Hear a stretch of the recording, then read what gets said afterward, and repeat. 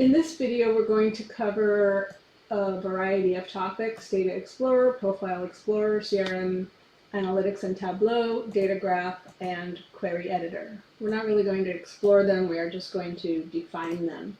So this should be a quick one. Let's see.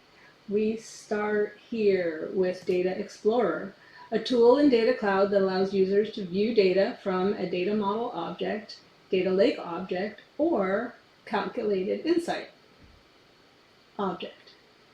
Profile Explorer is a tool within Data Cloud in which a user can view unified individual profiles. CRM Analytics, a data analysis and visualization service for Salesforce CRM that provides users with actionable insights and AI-driven analytics right in their workflow. So you could publish data from Data Cloud to CRM Analytics and analyze it further there, or you could import data from CRM Analytics, presumably.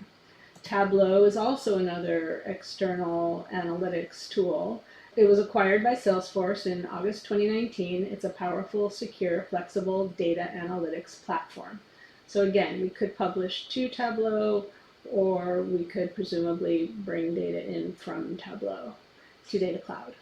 A data graph is a grouping of data created by combining and transforming normalized table data from data model objects into new materialized tables within the Data Cloud data lake. Each Data Cloud instance is configured with a default data graph.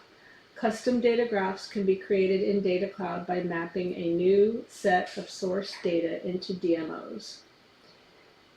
Two more. Query is a request for data or information from a database, table, or combination of tables. And the Query Editor is a tool to write and execute SQL queries in Data Cloud. You can build queries on data lake objects, data model objects, calculated insights objects, and data graphs.